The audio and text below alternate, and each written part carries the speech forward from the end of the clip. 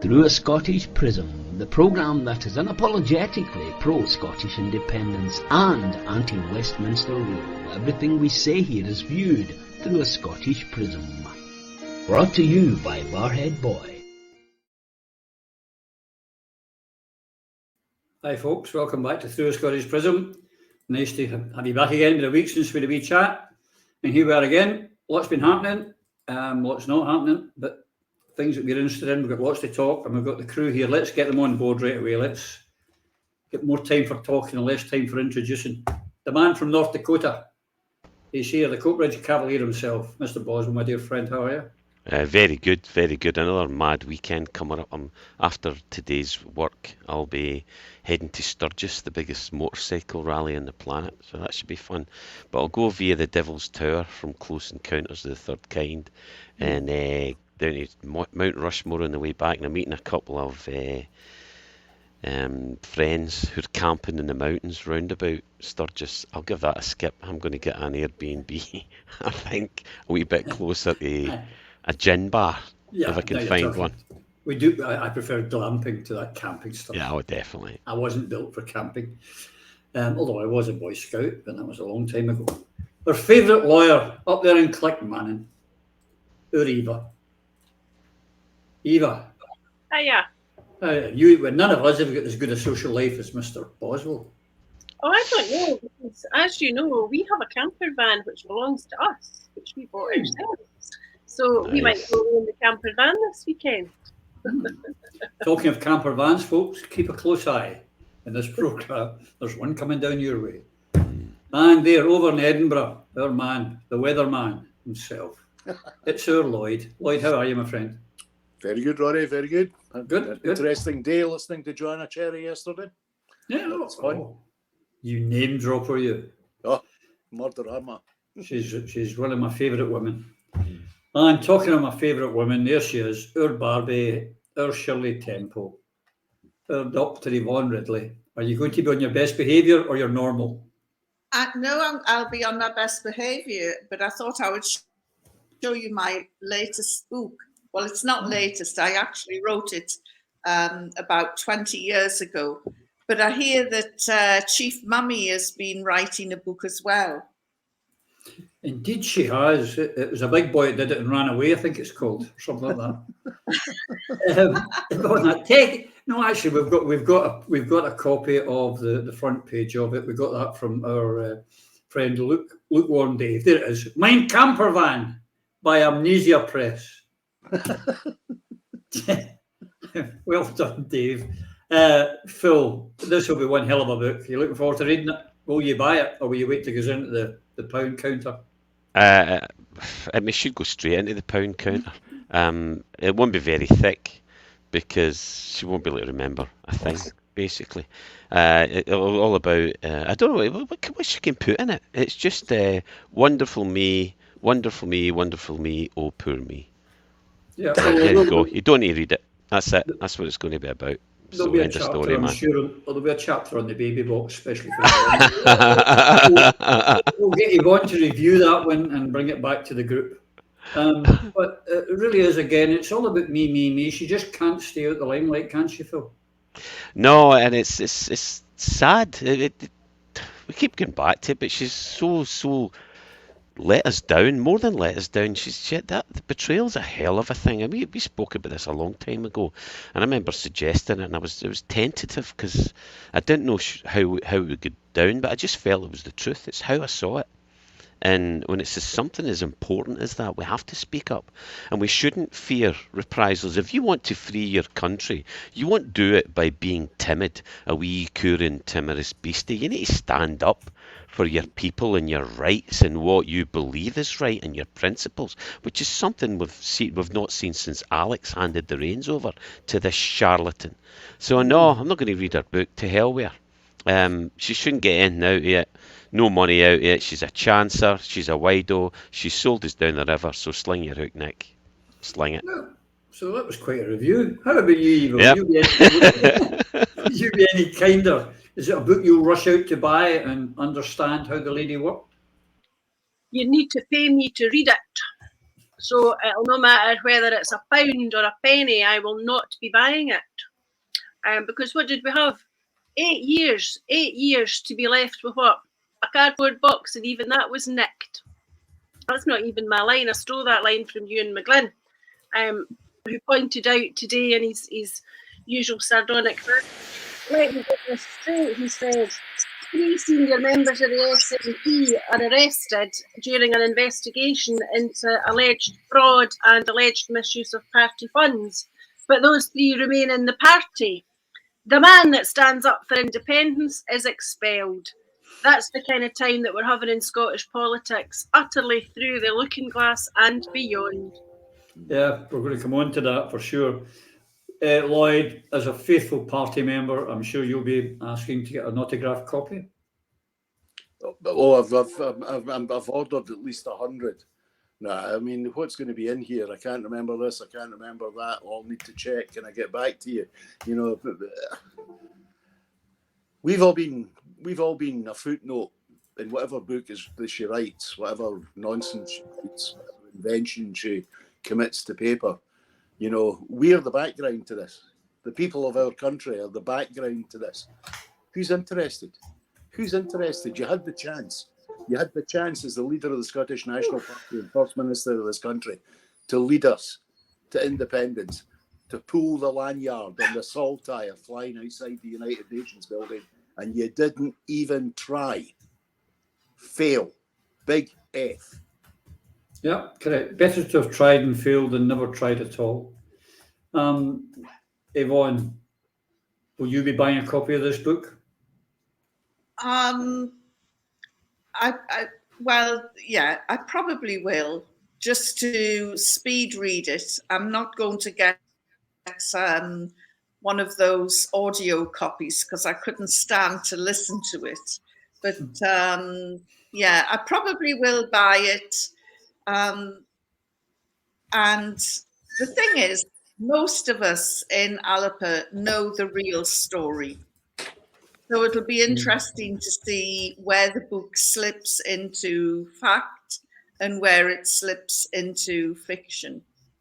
I think I can answer that for you. It will be fiction from the chapter 1 to the bit that says the end. But I would imagine that there will be, it'll have to be lawyered to hell for a start off. And of course, we're not going to get any admissions since, you know, my understanding is she spent all that time in police custody and simply said, I can't remember, I can't remember, I can't remember. So I'm not expecting to read any major revelations in there.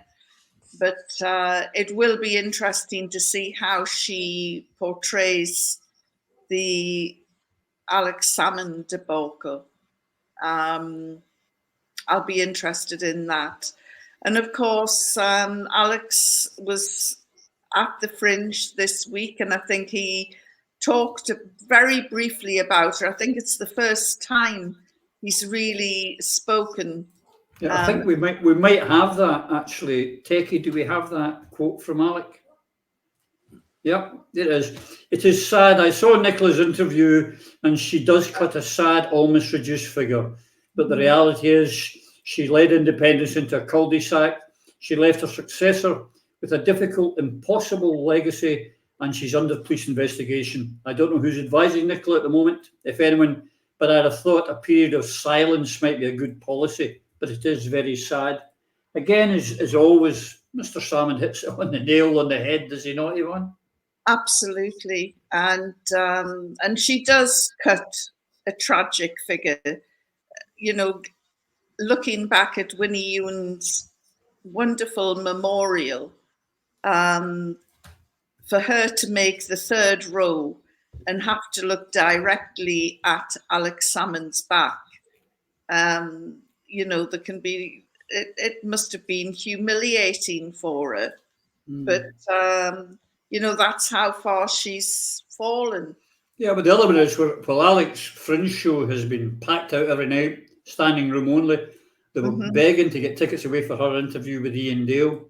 How the mighty have fallen, and so quickly. Well, it has been a rapid descent as well. It's a wonder she hasn't had a nosebleed on the way down. But yes, I will read the book, but I'm not buying the audio. I can't bear to listen to her.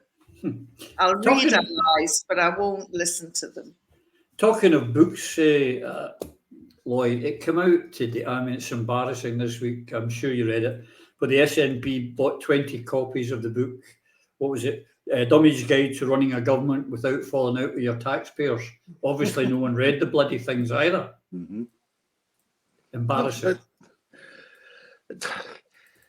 The details of some of the stuff that came out is absolutely embarrassing. But I mean, in reality,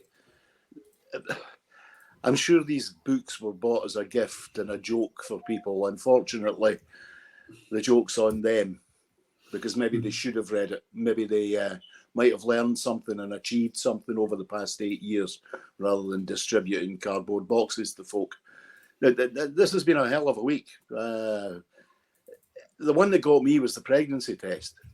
You know, how a single pregnancy test could possibly be put down as legitimate government expenditure, unless, of course, it was for a government minister. But then again, we'll never know these things. But it's embarrassing on the one hand, because we're meant to be better. We're meant to be doing it better. I remember right at the very beginning, 1999, Alec, in the first weekend we were away, Alec gave us a haranguing for about half an hour on how we had to be better, because we would be under so much more scrutiny, that we had to be careful because every single penny, or particularly in terms of allowances and things, would be scrutinised. We would be watched. And it created a certain discipline in the group. Some people have more discipline than others, admittedly. But this, frankly, it's kiddies let loose in the toy shop. That's what's going on here. This is people out of control who really have no understanding of the level of scrutiny that they're under. And going back to something that was just said, yes, Nicola Sturgeon is over and done with. And it's time for Hamza Yousaf to realise that she's over and done with and cut his own path. He's got the opportunity to do it now. The diminished figure is there. If he doesn't want to be the same diminished figure by Christmas, then he better start taking action and moving this government along and addressing the issues that are hurting the people of this country on a day-to-day basis.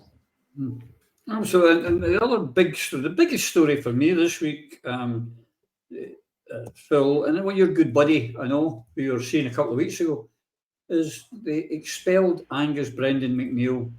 Now, it was pointed out that we've now found that Douglas Chapman, Angus Brendan McNeill, Joanna Cherry, and Margaret Ferrier, the ones that signed Neil's early motion. If you've got that, Techie, I believe you've got that with the credits below it. They've all been removed or removed themselves. Coincidence? No, it's quite clear. It's quite clear what's going on here. It's anyone who opposes current policy or who threatens the hiatus that the SNP have voluntarily taken in the pursuit of independence. Anyone who's pushing and complaining that we're not doing enough, that we're going about obtaining independence the wrong way, or that we're not even trying, is being removed. Anyone who challenged Nicola or any of this small cabal that's still running, and I think we're wasting our time trying to prompt Hamza to change direction. He's a puppet, controlled. He'll do exactly what he said, and the guy's a waste of space and should be removed. It should be removed by the people, so the people can find someone to represent us in our cases, in our cause. But no, Angus Brendan being expelled is no surprise. It's kind of been on the cards. He's very, very popular in Naneel and Nanar. I thought I'd have a wee go at it. Got to have a wee go at that one. I learned it when I was down there, but I haven't said it for a long time. But, and it's a shame because I got on well with Brendan O'Hara when I was down there as well. And to see Brendan being a tool of the establishment, because let's face it, the SNP are now controlled by the establishment, is very disappointing. So I'm really sorry to see that. Two good guys, and it's basically the similarities to the analogy with where the SNP and the independence movement now at each other's throats and fighting each other through the works of perfidious Albion is there for all to see. It's so sad to see, and this is why I try not to jump on the criticisms that regularly come out as between the supposed independent parties and movements.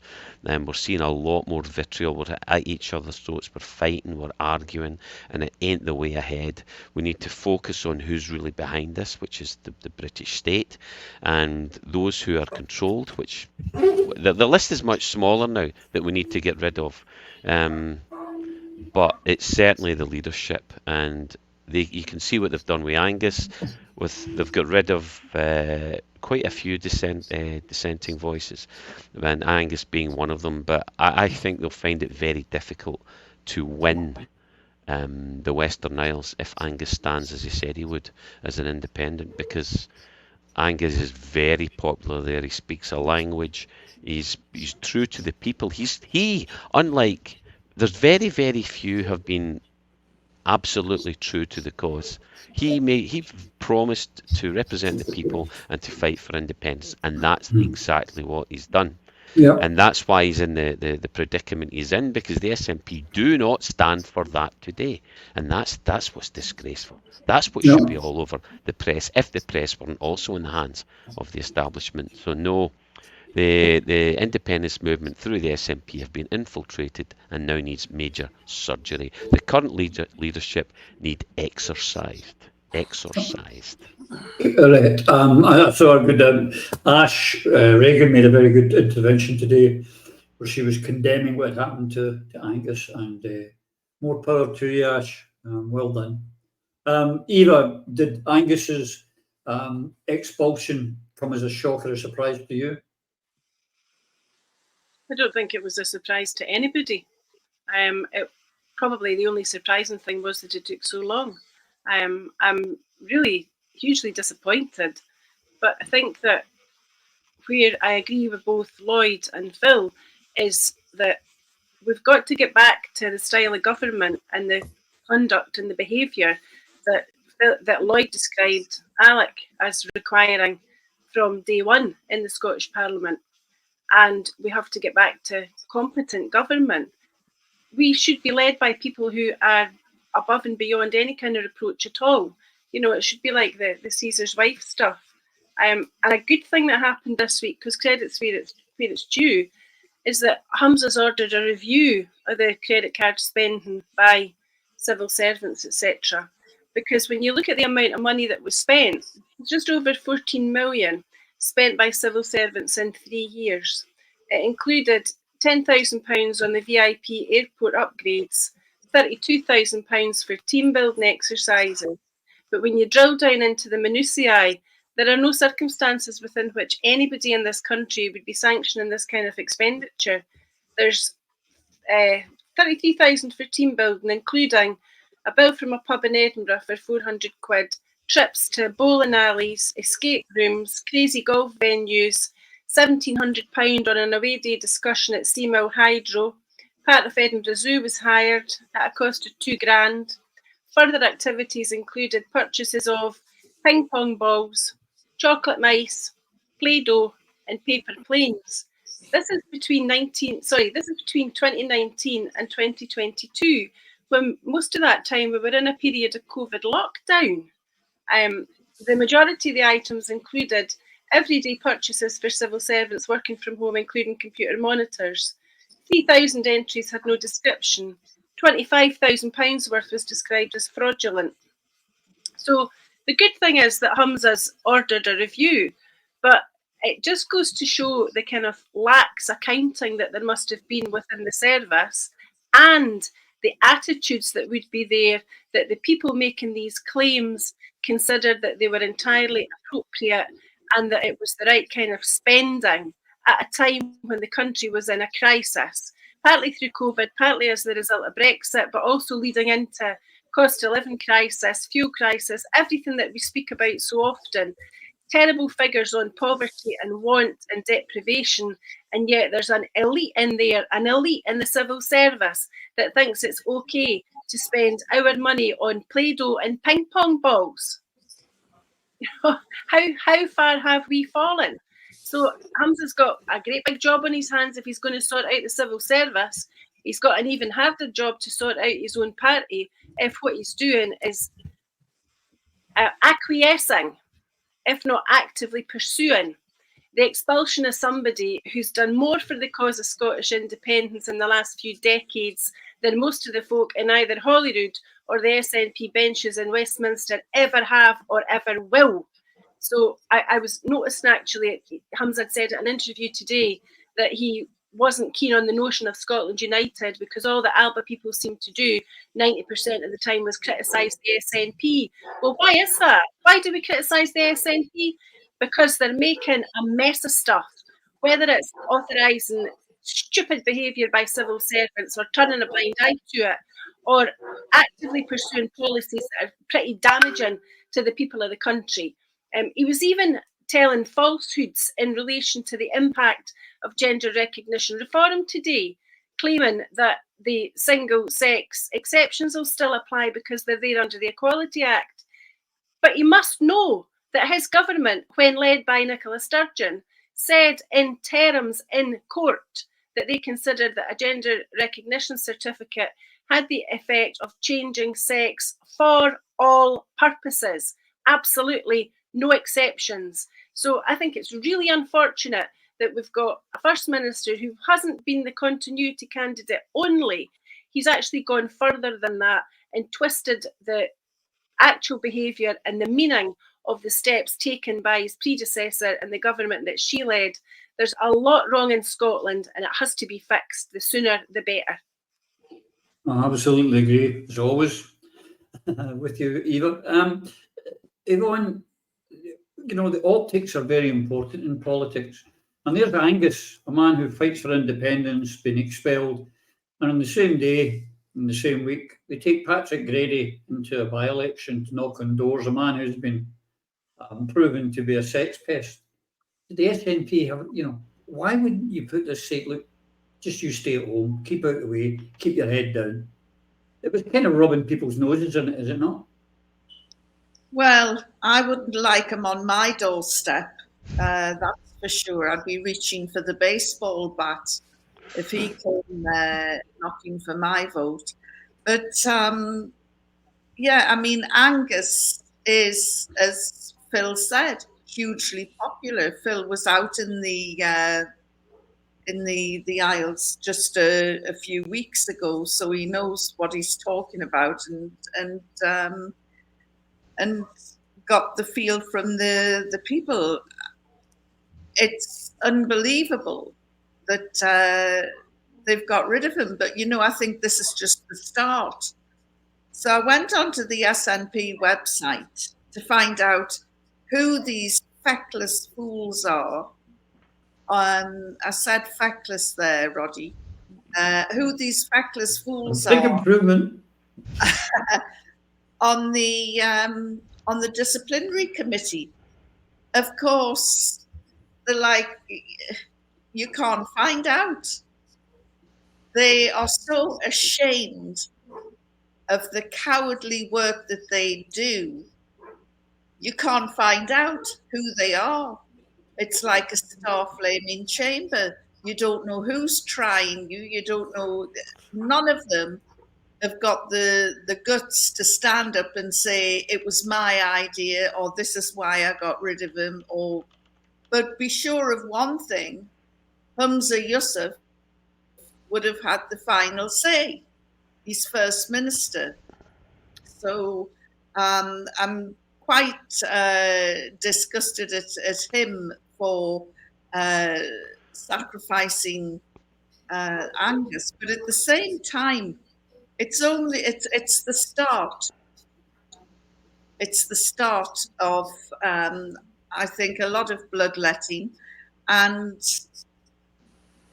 Joanna Cherry has got so many knives in her back now, she must be waiting for that tout brute moment when she's asked to take the walk from the SNP. But again, she is another much-loved person, and I can't see Joanna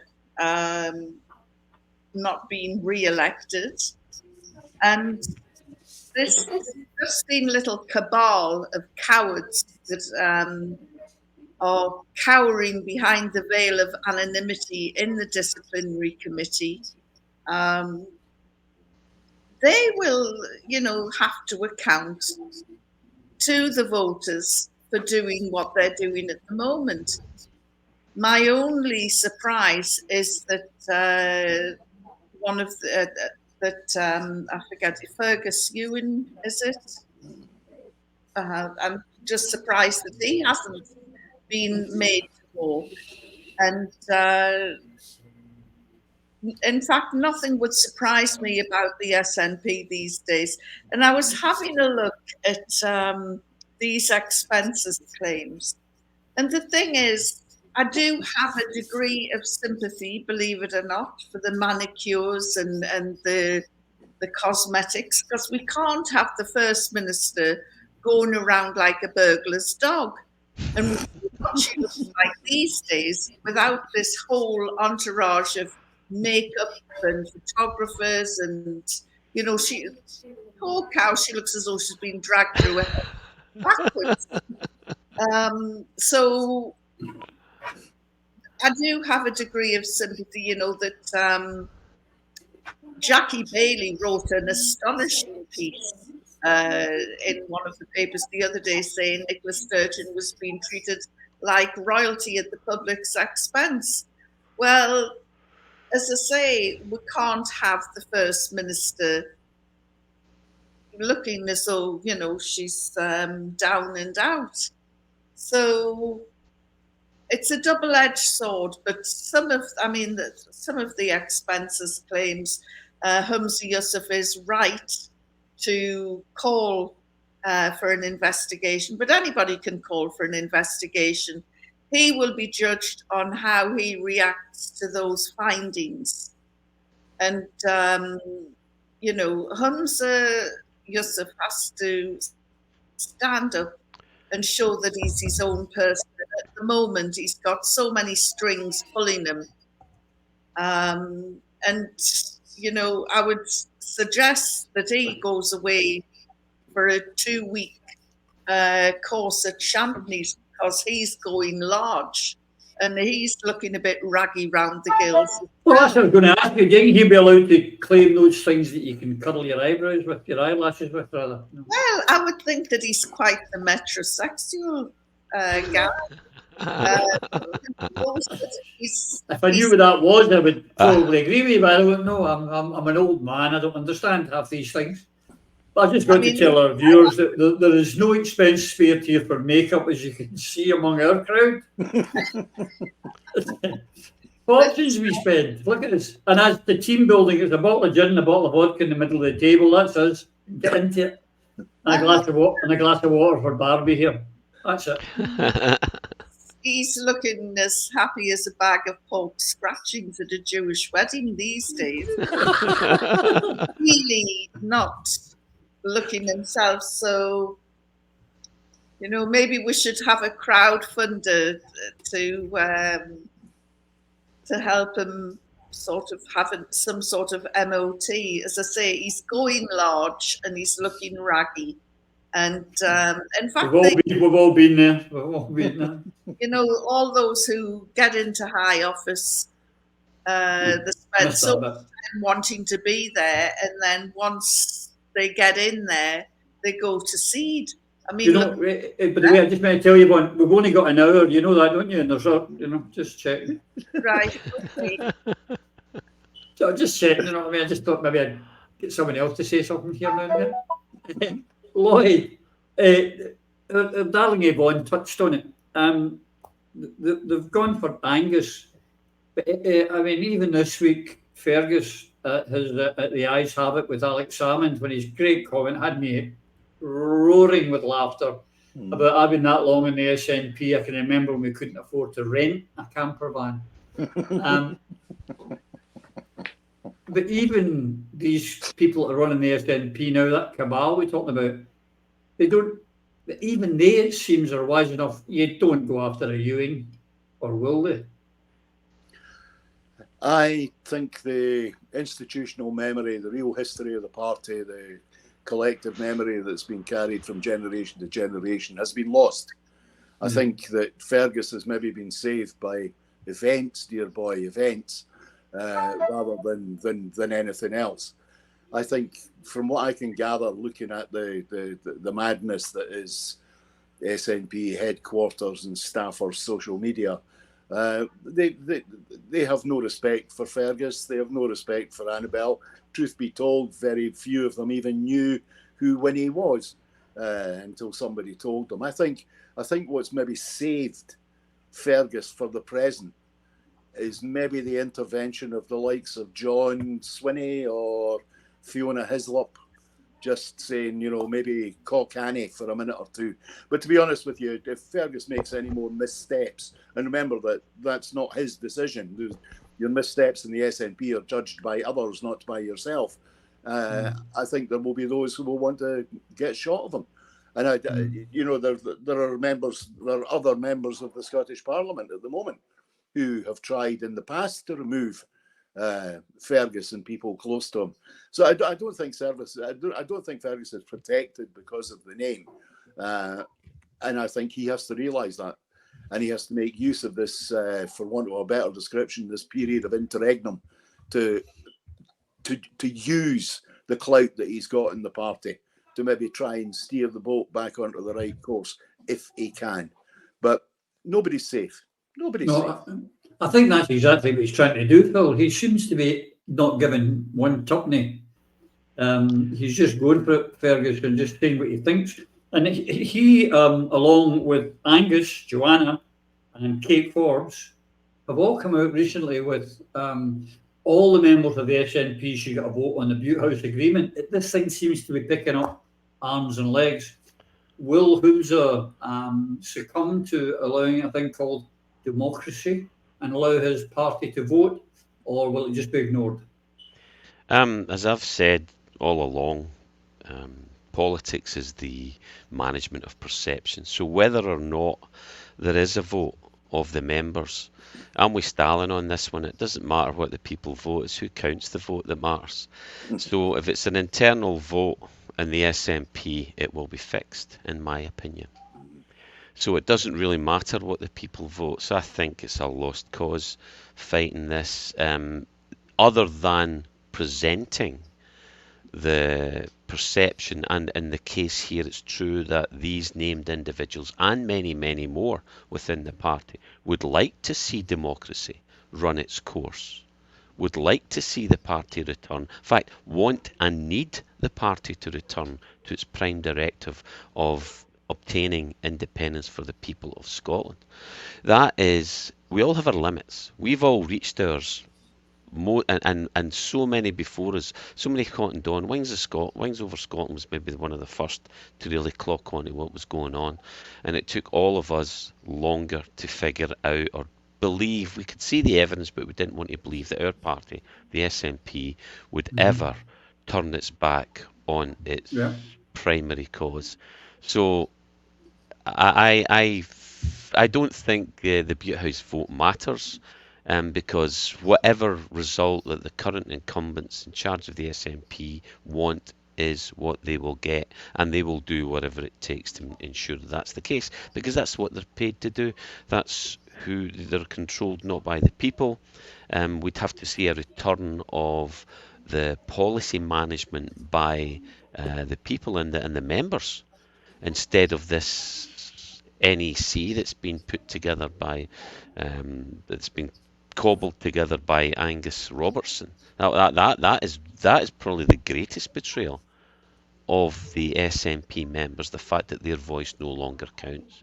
So it doesn't really matter whether or not there's a vote, by hook or by crook. Usually by crook, the SNP will get the way they want, the current leadership. So quite frankly, I'm just glad to hear, and I hope more people speak up and stand up and be counted with those you've named, because there are many, many more still within the party. I know Lloyd knows, and we all know, who are willing to stand up when the time is right. Well, listen, guys, if we all wait until we think the time is right, then we're all going to just be removed one by one.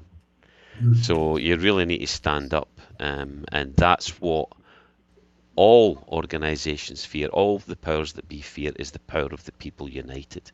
And this unity that we see across the independence movement is what is defeating the independence movement as it stands. It's not Salvo's policy, it's not Alba policy, it's not SNP policy, it's those who would divide us and keep us on our knees, infiltrating the SNP and all of the establishment that has us at each other's throats. And this needs to stop, folks, or we will just delay what I believe is the inevitable, which is the freedom of our people and our country.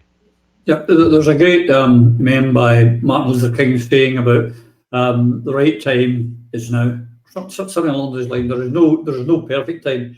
You know, so people always, you know, it's the same when you're having families. Remember, yeah, we want to wait till we're settled and we've got good income before we have a child. Yeah, really? Wait now. Eva, again, on this Greens, should there be a vote and should they be removed? I think we all agree on here they should be. The agreement should be torn up. But again, I don't know why, they rolled out Lorna Slater again this week, talking about using waste product to make aviation fuel. I tell you what, I ain't ever going to go on a plane where Lorna Slater's been conniving the fuel out of plastic. I can tell you now, not going to happen. I'm bad enough in planes. But when she was questioned very lately, she was banging away about this, how great it was, but then she hadn't done any research. There hadn't been anything done on it. It was just a soundbite. And you say, Humza, how many times are you going to allow this woman to screw up your government and its reputation? Why are they allowing it to happen, Eva? Is it a death wish? I'm not sure. It's very difficult to explain otherwise, because every single thing that woman has touched has not just collapsed or evaporated, but it's cost a hell of an amount of money, and the reputational damage must be almost immeasurable. It makes no sense unless there's a deliberate policy whereby it's failure, and failure electorally, that they're hoping to achieve. There's certainly nothing successful about the Greens' involvement in government whatsoever. We've covered all these topics so many times. You know, highly protected marine areas and the fashion within which that was going about. The deposit return scheme going to cost, what is it, £85 million or so? And the bill won't end there. Gender recognition reform, obviously. Everything that the Greens have been involved in has been very badly thought out, ill-considered, contrary to public opinion, in some instances positively dangerous. I mean, the nonsense that we've got going on now in relation to these heat pumps and all this sort of stuff is just beyond embarrassing. And it just goes to show how low down the government agenda and how low down the Green agenda is the one matter that's meant to link the two parties, which was supposed to be independence. And the reason why the Butte House Agreement existed in the first place was supposed to be to promote a government that was stable and a government of independent supporting parties. You never hear the Greens talking about independence, and stability is probably the furthest thing, the furthest away attribute of all that this government has got. It's unstable, it's predictable because it's unpredictable. We've already said it's embarrassing. On an international perspective, the rest of the world must be looking at us, you know, almost daily and wondering what the heck went wrong in Scotland. The country that was supposed to be populated by intelligent people who were amongst the best educated, had, you know, universities and people travelling to and from Europe for the purposes of education 400 and 500 years ago. And we've descended into this utter farce where we can't even agree on the definition of what is a woman. They've got to go. the members of the SNP should have had a chance to vote on it. The Greens did, and obviously jumped at the chance. But the people of Scotland, in essence, rejected the Greens. They didn't want them to be in government. They didn't elect them to be in government. They were elected as list MSPs. They have no attributes which justify bestowing on them ministerial status with all the trappings and the expense that brings with it. You'll remember we're still waiting for the bikes and the free bikes or the subsidised bikes and the laptops and all the different things that were being promised as the result of the Green intervention. And it's just now got cringeworthy, I suppose, is the most polite way of referring to it. Indeed it has. I just say, if you can hear dogs in the background, that's me. My neighbour across the way has hired out her villa for the summer to someone who brought a dog, and it intends barking at the dog across the road. Nothing they can do about it. And it's not our Eva's dog, and it's not Yvonne's dog. It's my neighbour's dogs. Anyway, if I can come to you, Lloyd, so I want to go back to Yvonne in a second. On this question of the Greens, as an SNP man, can you see any way of Humes and the SNP being able to extrapolate themselves away from this boot house agreement? I don't think he wants out of it. I think he's foolish enough to believe that the policies pursued by the Green Party are good for this country, because it's the same agenda. Remember, he's Mr. Continuity. He's following along from Miss Sturgeon's same ideology and same playbook. He needs protection around him, and he gets protection from having Patrick Harvey and the other Magins basically telling him that he's good and he's clever. I mean, his latest statement on it was this afternoon with Ian Dale, when he said, "Why would I get rid of an agreement that creates what was it he described it as? A solid government, a stable government." That was it. I mean, it's madness. And I think what dements me most about it is the fallacy that the Scottish Green Party is part of the independence movement. It's not. Elements of the party, individuals in the party have taken part in the movement. But the reality is, and I'll go right back to 2014. In 2014, the Edinburgh Greens, who did no work whatsoever on the entire campaign from January to September, turned up at our office in Niddrie and Craigmillar 3 weeks from the vote and said, did we have any people who could deliver these green pro-independence leaflets for them? Because they didn't have any people. Now, I regularly meet, I've got two members of the Green Party live in the same street as me. One of them, the woman, well, she's actually left the Green Party now over the GRR issue. Very pro-independence. Her husband, not so much. And that's been the story of the Green Party in Edinburgh. It was it was not a mistake that Robin got continually returned to the Scottish Parliament on the Lothians list from Edinburgh, because the Lothian Greens take the same approach as Robin Harper did to constitutional politics, which is they'd all quite like to be in the House of Lords. Thank you very much. Indeed. Talking of the Greens and their GRRB and everything, Yvonne, your favourite member of Parliament, the member for Paisley, what it is, North or whatever, Mary Black, referred to people like yourself and our Eva and all these women, gender-critical women, or 50-year-old Karens, not decent human beings at all. Now, that would make you want to rush out and vote for Mary, would it not? Insult 51% of the population. Yeah, she's so far away from the sisterhood now. I'm waiting for the day when she'll just self-ID as a bloke and reinvent herself as a former miner or something, because, you know, she really has lost the plot. I felt sorry for her when she went down to Westminster, because, you know, she was uncomfortable there. It was obvious.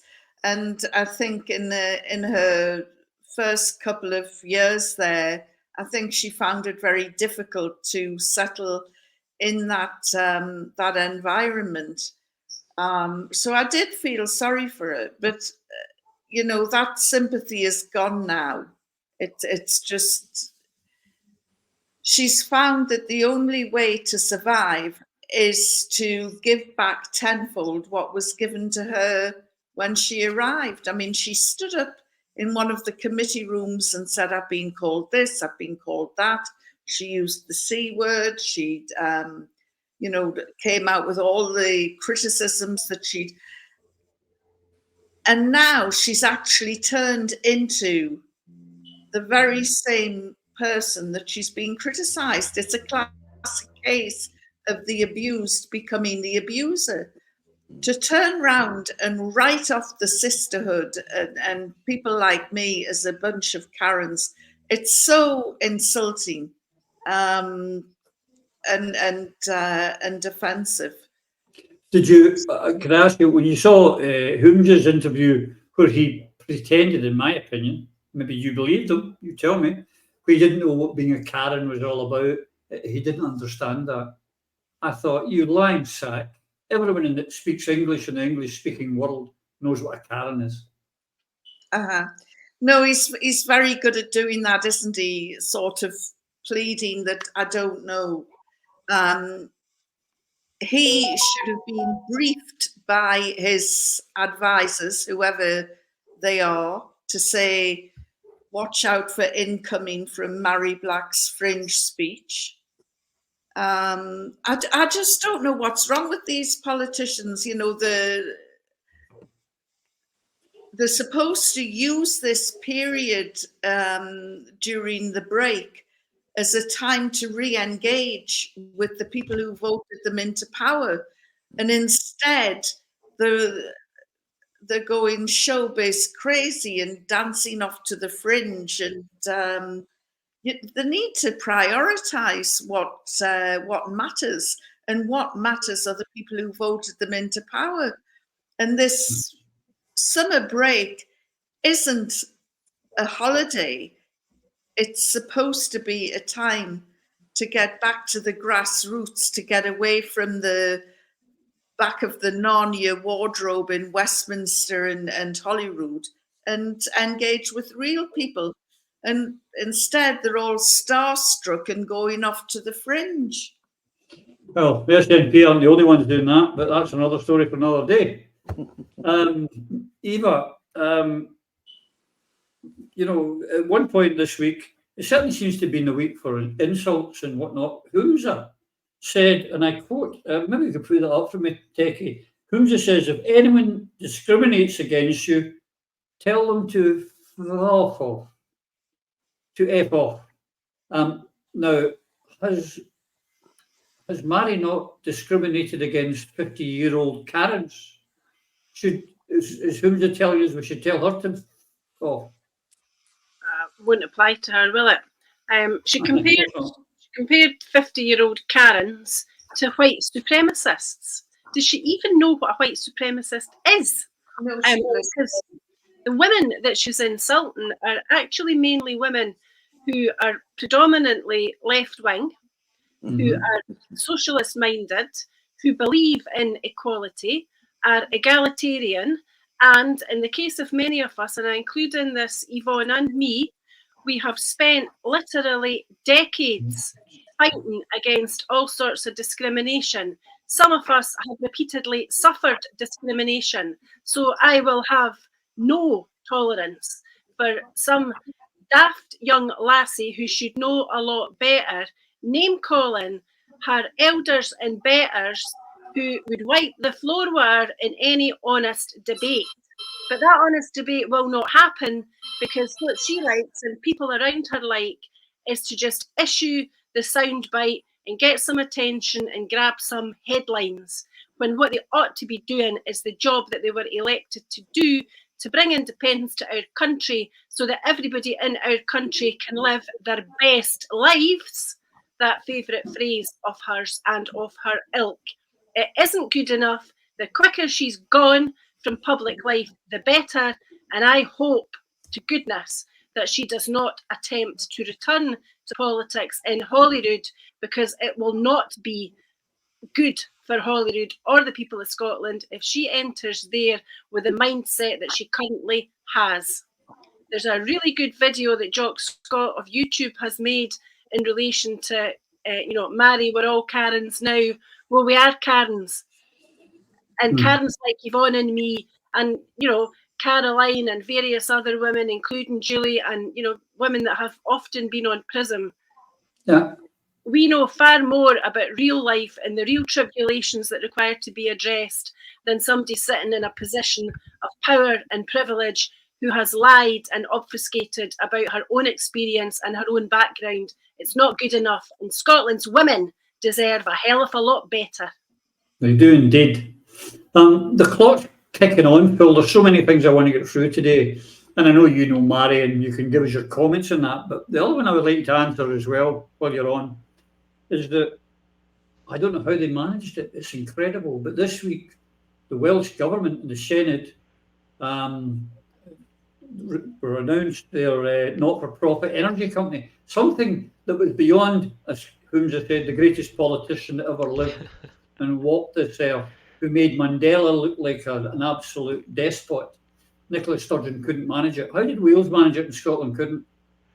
Well, to be honest, there's a real limit of what you can actually achieve in instigating something like this as a devolved government. That has to be conceded from the get-go. Now, what the Welsh are doing, they're moving towards a publicly owned energy system, but it's not. It's similar to a not-for-profit energy company like Welsh Water. That's what it is, and it's really set up to drive investment in the energy sector and investment. But the games can be played with this type of company. That you can only really develop this is not a nationalised industry, which there should be a nationalised energy company, particularly in Scotland. I spoke extensively on the potential for Wales, and particularly on tidal energy in the Great Bays of Western Wales, Swansea, Cardiff. You can actually generate a hell of a lot of power if it's properly invested and properly done. There was an initiative there by an organisation set up some time ago that came to nothing because Britain's not interested in that. It's only interested, where the real power sits at Westminster, of course, it's only really interested in making money and passing that cost on to the punter, you and I. That's why your energy bills are so high. So you're not going to get a solution. There is a wee bit of gaming here, but nonetheless, what we should be doing, what the Welsh are doing, and what we should be doing, is doing whatever is within our power to set up the systems that to be as close to possible in place to the ones that we would put in place as an independent nation, or at least have the roadmaps or the infrastructure in place and understand how you would go about it. So I don't put an awful lot of stock in it. Do I believe it's going to happen? Probably not, because most of these initiatives come to nothing.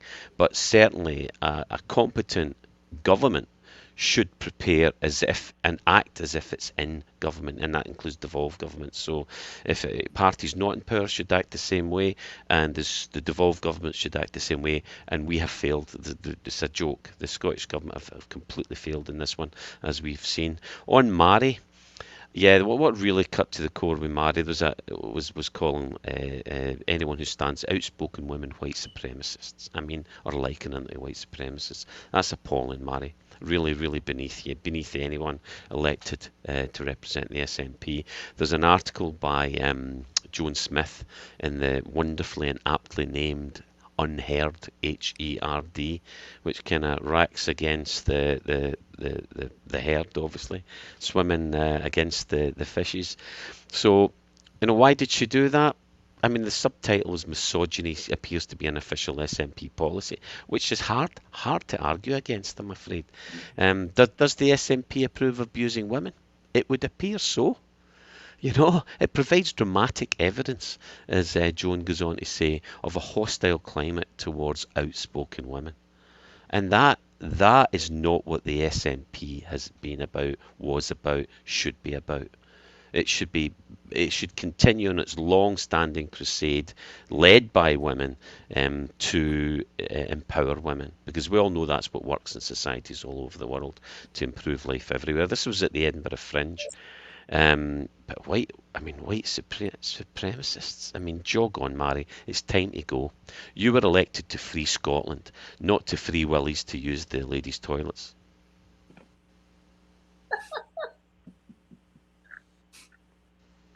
Roddy, I think you're on mute, mate. That was Techie did that. Yeah, just on while you're on that about going back to, if I may, just slightly to Angus.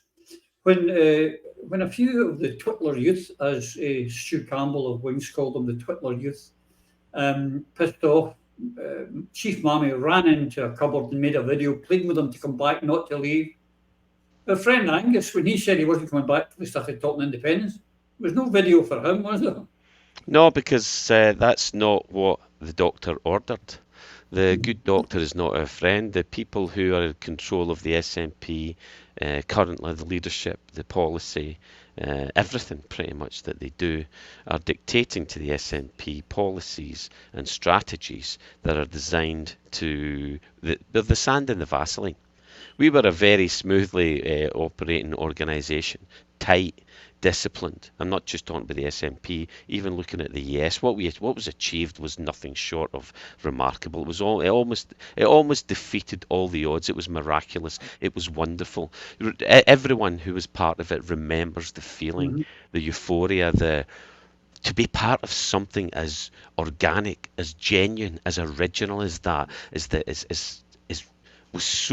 was one of the highlights of my life, and contrast that with, I can only describe it when we lost, the hollowness you feel, the emptiness, the despair that you feel. But it wasn't despair, because having been euphoric, we know that we can do that again.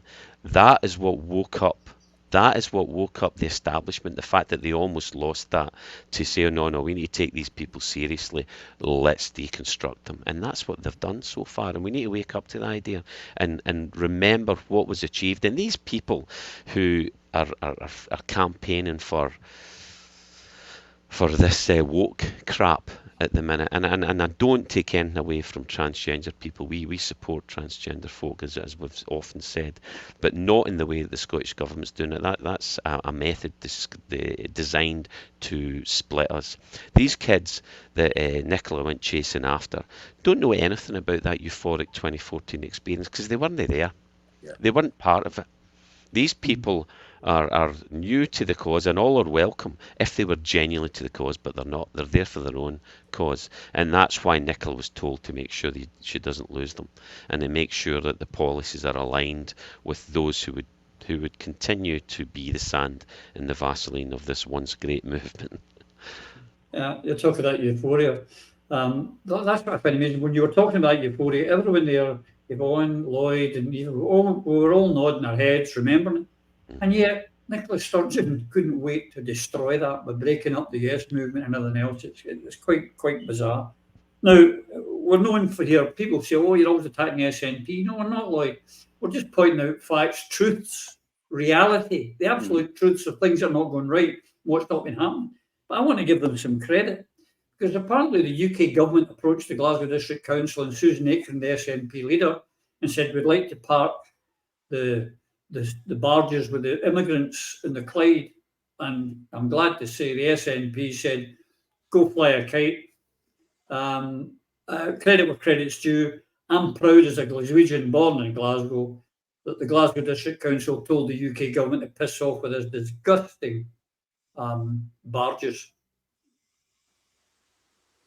Well, I'm maybe just not prepared to forgive and forget quite as quickly as you, Roddy. This is Susan Aitken we're talking about. This is the woman who's allowed the city of Glasgow to turn into effectively a paved waste dump. This is the person who spends £14 million when closing breakfast clubs, closing libraries, but spends £14 million on bringing a cycling competition. Now, the country will benefit from that, I'm sure, but I find it very, very difficult. This is the easiest thing that Susan Aitken ever had to do, to say no in this circumstance? Nobody, it couldn't be imposed upon her. I mean, she got a good headline out of it.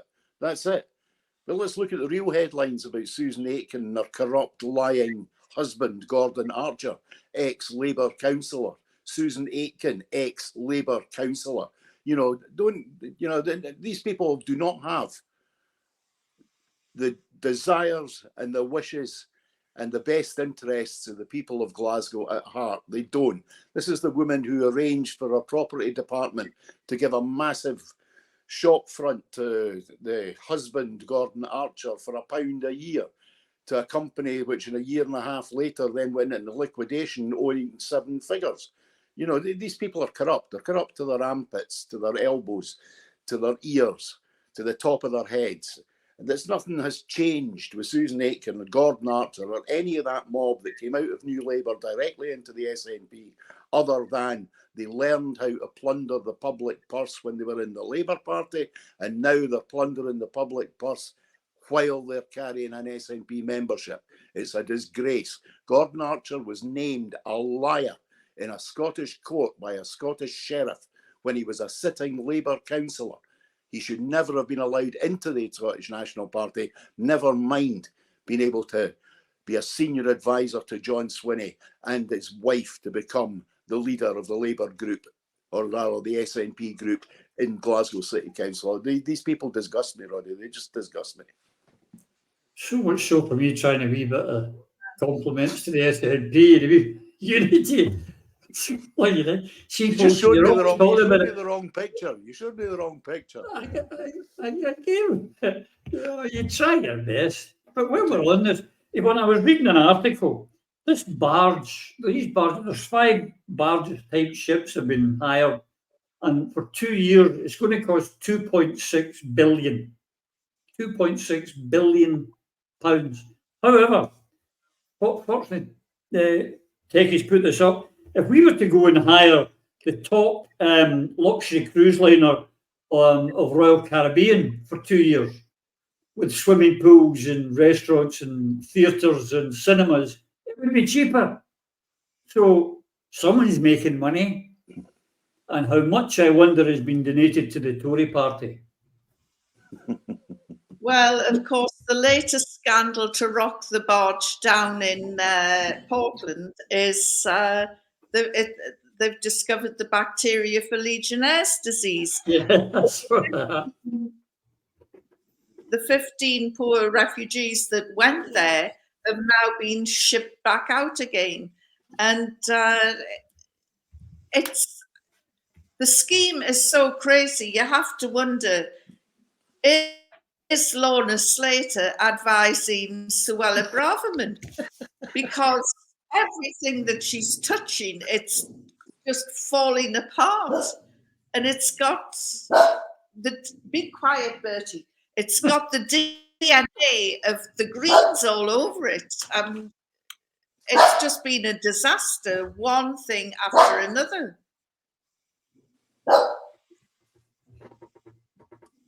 Have you put him on mute yet? No, I have not. No, I'm not. I'm ordering a drink here, but I'm 30. And I'm 30 as heck. It's awful warm here. Yeah,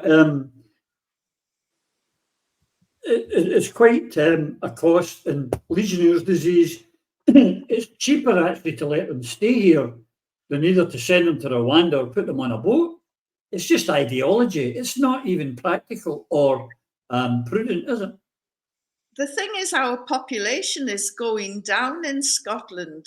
The last census showed that it was diminishing, and we need new people to come in. And so we've got a much more enlightened attitude towards immigration in Scotland. And also the people are far more hospitable. I mean, I look at events in England now and I'm ashamed. And I just think, thank goodness I'm out of that country now. And when people talk to me about it, I just say, oh, I'm in Scotland. We've got a much more enlightened attitude towards immigration. But whatever happens down there will come creeping back up here unless we really get this independence ball rolling and moving fast. And it's down to all of us to pick it up and run with it. And we've got to get rid of the SNP because, you know, there's decent people in there, but it's infected now with deep state. And I don't care how tinfoil hat mad I sound. It's not inconceivable that the British government will do everything and anything in its power to stop Scotland from being independent. For sure. And all I would say to people is, if you think I'm mad, what the hell do you think MI5 is there for? You know, what is the purpose of MI5? And ask the Irish, because MI5 had its own office in Belfast, and we've seen what they've done. Yep, we had a great I had a great article this week from your good pal Lloyd, Campbell Martin, who talked about the infiltration of British making assets in the SN, and there will be, and there'll be in Alipit, and there'll be in SSG, SSRG, there'll be in the ISP, there'll be in Salvo, they'll be everywhere. And if not, they're not doing their job properly. That is an absolute certainty. Although a lot of people go, "Oh, tinfoil hat, mental nationalist." Okay, that's correct. But Roddy, you know, Billy Kay did a radio history of the Scottish National Party on BBC Radio probably about 10, 15 years ago, and there were 3 programmes in the middle which were all about the infiltration of the party, where he spoke to, you know, Peter Lynch, he spoke to a lot of people who are no longer with us, spoke to Gordon Wilson as well, who was quite upfront about the fact that they knew, as we all knew at that time. You know, it's only in the past 20 odd years that people have thought this is that these are mad conspiracy theories. The British themselves admitted. I mean, in actual fact, Mark Hurst, Christine Graham's parliamentary assistant, eventually got the Home Office to admit that in the years 1999 to 2001, the Home Office, through special branch and other elements of the state, had 870 odd contacts from directly within the SNP. Now, that wasn't them saying there were 870 agents in the SNP, there were 878 contacts. That's an admission. It's a reality. It's a fact.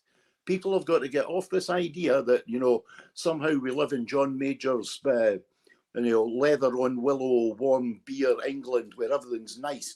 Fact of the matter is, these people have suppressed 2/3 of the world over the past 150 years. They're the most expert counterinsurgency structures that have ever walked this planet, bar the Romans. And the fact is, they are at work now. Where did everybody that worked in Northern Ireland to suppress the Irish, where are they all working now? Did they all get early retirement? No, they didn't. The fact of the matter is, we are top of the list for the British, the Americans, and the only ones on the scene, Israel. Israel doesn't want an independent Scotland because an independent Scotland has got too many connections with Palestine and may not vote in the United Nations with Israel. We have to wake up to the geopolitical facts of where our country is, how important we are in terms of defence and the Atlantic seaboard of America, our oil, our gas, our water, our power, and the fact that we are, as part of Britain, part of the NATO alliance. NATO has an interest in what we get up to. And anybody that thinks that this is tinfoil hat stuff is just being stupid. Indeed they are, Lloyd. And it's exactly because of those things why you, when the Parliament's back, that you and I have the midweek show, talking about these very things. And we will be bringing them back, ladies and gentlemen, as soon as the Parliament reopens. Eva, time clock ticking on, but I had to mention the Bank of England chief economist, I can't even mention his name, I've forgotten it. It's immaterial, who told us that currently food price inflation is running at 17.6% per annum. However, not to worry, folks. By Christmas, by the time Santa comes along, it will be down to 10%. That's, I think they put, it's only going to be 10% food inflation. I'd love to know anyone in Scotland has had a 10% pay rise. It's not a politician or an Aquango. But he also went on, Eva, to suggest that junior doctors in England and railwaymen, and it was the greed of the worker, not Brexit, not COVID, not austerity, not the corruption of the Tories and COVID contracts and barges at 2.6 billion. The people have been lied to all the time. Of course they are. I've watched an interesting item on the news today, particularly about the wages of doctors in England, and some of them are actually paid as little as £14 an hour. That's their gross wage, obviously, before tax and other deductions. It is appalling. I think that people tend to believe that doctors are exceptionally well paid, but when you drill down, there's an awful lot of their terms and conditions and circumstances that are actually completely unacceptable when you bear in mind the job that they do, the importance of what they do, and the hugely life-altering decisions that they have to make. And it is a matter of life and death. That's what they deal with on a daily basis. So really quite disgusting for politicians to be blaming doctors and such like for what is a set of circumstances created absolutely by the government. It's the result of Brexit, it's the result of greed, and it is deliberate, I would say. And unfortunately for the people of England and Wales, there's no difference now, really, between the Tories and the Labour Party. Not any significant difference. Labour have become just a shadow of what the Tory party is, but they're copying them in practically everything that they do. So come the next general election, we're either going to have a Tory government or we're going to have a Labour Tory government. And that's why Scotland United is so very important. Yeah. The SNP cannot possibly win the double majority that Business in Scotland are talking about if they don't run a Scotland United campaign. We can have the double majority whereby we have a majority of seats for independence and a majority of votes for independence if the votes for every independent supporting party actually count and we don't have a divisive set of circumstances. So it's really unfortunate that thus far the SNP have ruled that out. They need to rule it back in again for the sake of the country. And this takes us right back to the beginning. All this talk about politics and what life will be like and how it's going to get much worse over the next 5 years, this takes us back to why it was that Angus Brendan McNeill was expelled from his party. He was expelled because he promoted the notion of independence above everything else, country before party, of the route to an electoral event, not just a Westminster election, but perhaps an early Holyrood election, which we can use in essence as almost a de facto referendum, talk again about a supermajority. Because don't you think that if we'd had the supermajority in 2021, where the government comprised SNP and ALBA members, there would no need for the Greens to be in government. We could have consigned to the political dustbin a lot of the shenanigans of Lorna Slater and their pals in the last couple of years. And we would have been in a position to say, well, we've got a supermajority. We are entitled now to talk in terms of negotiating the independent settlement. That is where we would have been in 2021. It is where we should be, either in a general election or in an early Holyrood election. And then we can leave England, Wales, Northern Ireland, whoever, to their troubles and their tribulations in the context of inflation and Brexit. And we can talk about a Scottish National Energy Company, a Scottish National House Building Company. We can get into EFTA, be trading with Europe again, and suddenly the lights are not going out all over the UK. The light is firmly switched on in Scotland, and that's the way that it should be, and it will be when we have politicians who put country before party. Absolutely. I just like to, on the Scotland United, I've had some interaction, shall we say, on social media. So people understand Scotland United. It's about your one belief only, same as all under one banner. You believe in independence. That's it. You don't have to believe everything else. Even if the Greens and the SNP turn up, I don't believe in GRRB. But for independence, I will unite with them to get independence. I don't believe in the policies, all the policies of SNP or Greens. That's actually the truth. I don't believe in all the policies of all under one banner at one point, rather of ALPA. You know, that, I remember I think it was Ted Heath said that he sometimes signed things into government that he didn't agree with. It's democracy. But the same token, you don't have to believe about what SSRG doing or Salvo doing to to be in Scotland United. So to say to people, oh, you must believe in all these things if you're Scotland United, not true. You only have to believe in one thing, the independence of our nation and country before party or organisation or anything else. And I do. I believe in independence above all else. I'm back, like Lloyd here and Phil going back, independence, nothing less. That was what brought me in, and that's what I stay with.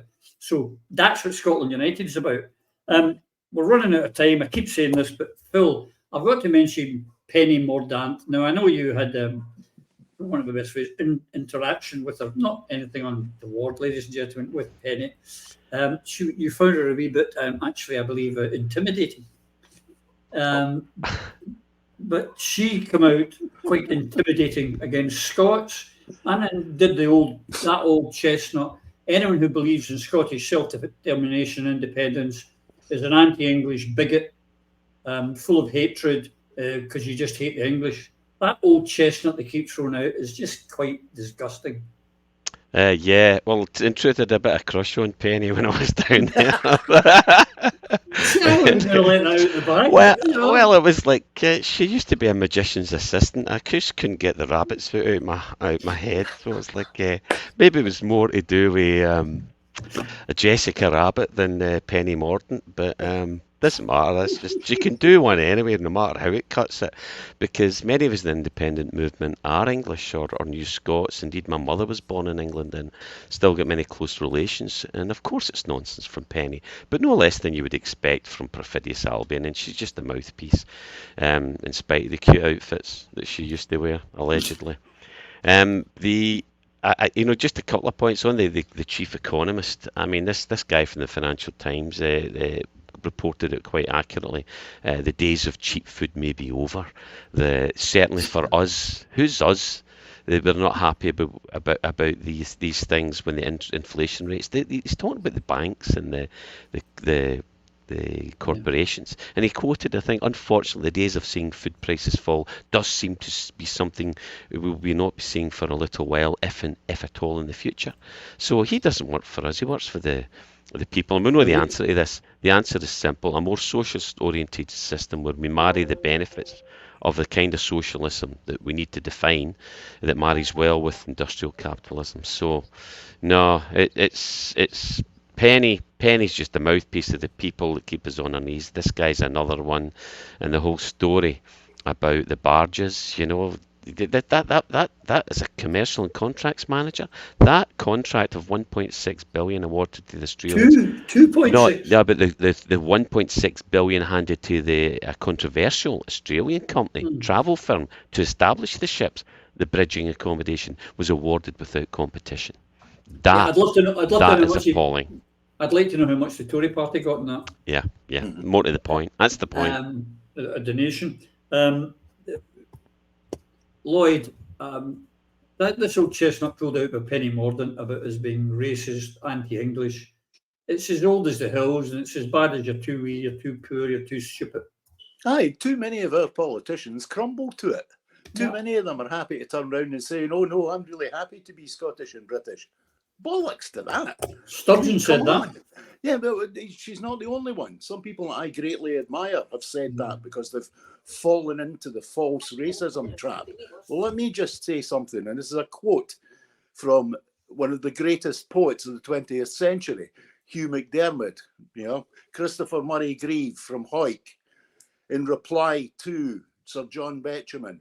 It is not that I am an Anglophobe. I am part of a large number of people in the world who take part in the second largest participation sport, which is Anglophobia, second only to fishing. Now, that's the approach we need to take. I mean, for instance, you go to any of the border towns of Wales and England, and one of the first things you will see are T-shirts, baseball caps, tea towels that have on it, "Welcome to Wales, sorry about the neighbour." The Welsh have got a much, much more positive attitude towards their fractious relationship with their neighbour, and nobody accuses them of racism. When we tell the real story of our country and its relationship with our southern neighbour, we are accused of all forms of racism. The fact of the matter is, I am Anglophobic. I am culturally Anglophobic. And the reason for that is because I have Anglophone culture thrust upon me, my children, my family, and have done for generations. The fact of the matter is we consider our own language to be some poor dialect of English, when in reality English is a derivative of our Scots language. That's the fact of the matter. Now, we need to start getting up on our hind legs and saying things. We have this division between Glasgow and Edinburgh, and you can say absolutely anything you like about Glaswegians if you come from Edinburgh and vice versa. Well, we need to get back to the real world of being able to say the same things about England and English folk and anybody. It's about being grown up. And if they can't take it, it's maybe partly to do with the fact that if they examined their own history properly, they would come to the same conclusions as those participants in the international sport that is Anglophobia. Yeah. Edinburgh, great place. Shame about the folk. That's it on cue. Last topic, ladies, for you, starting with your good self, Yvonne. I can't let this week go by without mentioning the autistic girl down in Yorkshire. Techie, I believe we've got a picture of the policewoman who made the complaint, which ushered in 7 burly policemen. And for anyone that doesn't know this autistic girl of 16 years old suggested that this police lady looked like her nan, and her nan apparently is a lesbian, and she said, "Are you a lesbian?" Which was treated as a homophobia, and 7 burly policemen arrived with squad cars to arrest this poor autistic girl. And I've since heard from an English, and I'll maybe start with you, Eve, actually, if I may not, Yvonne, start with you, because this person said that they had no right being in a private residence. There was no right to go in there and arrest this girl because it was said in a private residence. Is that true? I don't know. I'm not a legal, but it was quite disgusting what happened to that girl.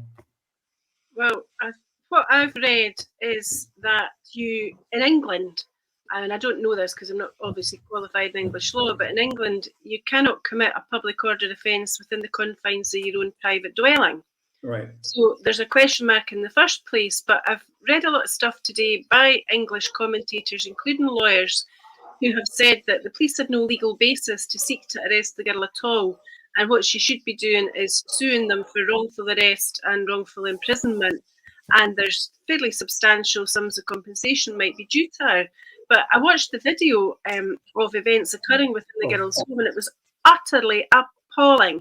The girl was hiding in a cupboard behind the stairs, and her mum and other members of her family were explaining over and over again to the police, she's autistic, you're hurting her, she's unhappy, she doesn't want to be touched, this is part of her condition, would you please leave her alone? They explained what the girl had said, what she had meant, and the reference to her grandmother, but she was in effect manhandled outside, and you saw her out on the pathway in front of her house on the ground with the officers pulling at her arms. The girl suffers from scoliosis. She ought not to have been treated in that fashion under any circumstances. But that was 7 officers there to do that. Pride of place went to the policewoman who had taken offence originally.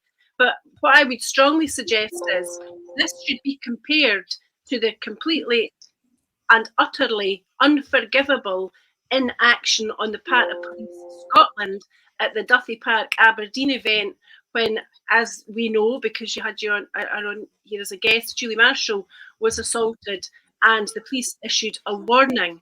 Now, they're 2 different entities. We're talking on the one hand in Aberdeen Police Scotland, down in England it's West Yorkshire Police.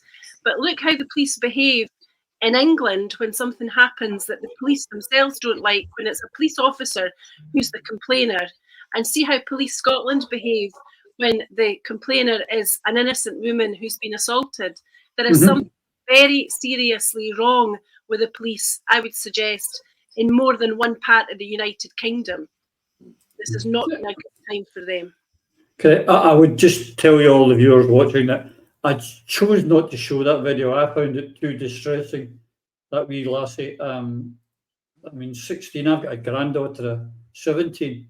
I would have been going to jail because I'd have been swinging. I'd have taken them out. Now, you're a feminist all your life, Yvonne. You're in equalities. You must have felt horrific like myself when you were watching this. You're mute. You're muted, Yvonne.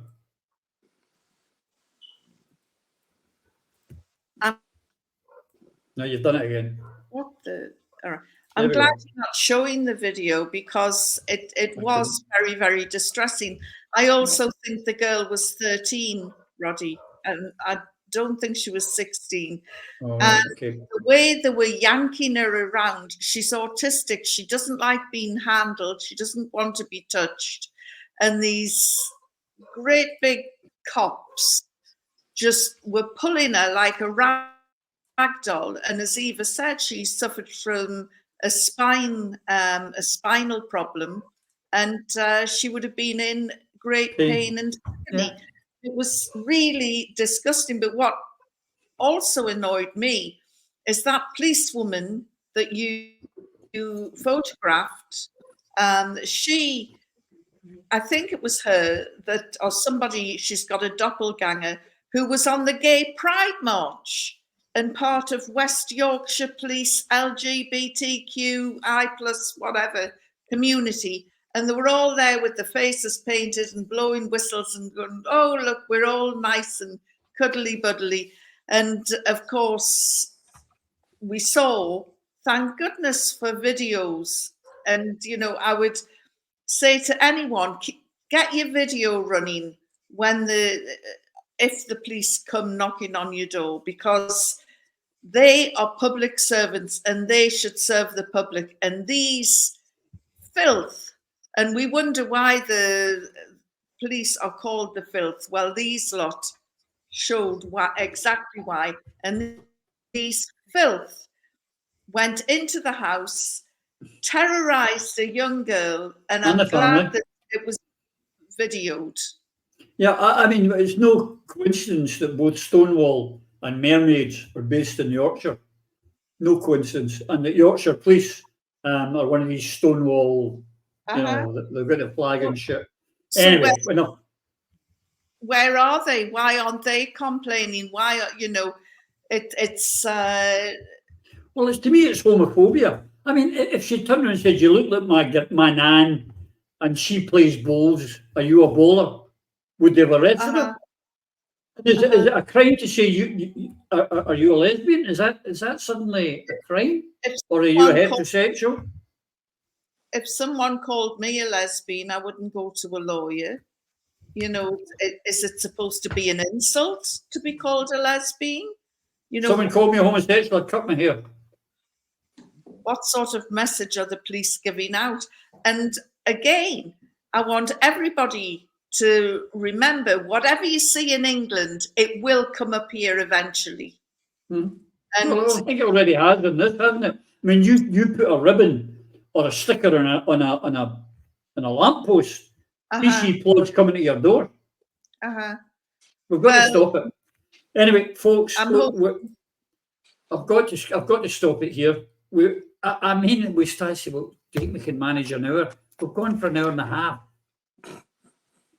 I mean, these people who want to get their Sunday dinner, they'll be wanting to go and watch the football. They'll be wanting to go, you know, cut the grass in the garden, and we're sitting here yakking away.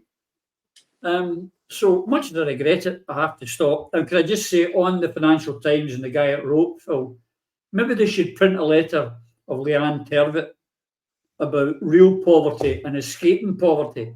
That's what the British people need to read about, not about how, the price of quail's eggs will be up with 17%, but we'll get by. So maybe that's what we need. But thank you, my dear friends, for always giving up your time and being here. And for you, our viewers, for watching. I hope you're having a great summer. I hope everything's going well for you, and we'll see you soon. But until we do, you know, take care. Through a Scottish Prism, the programme that is unapologetically pro-Scottish independence and anti-Westminster rule. Everything we say here is viewed through a Scottish prism. Brought to you by Barhead Boy.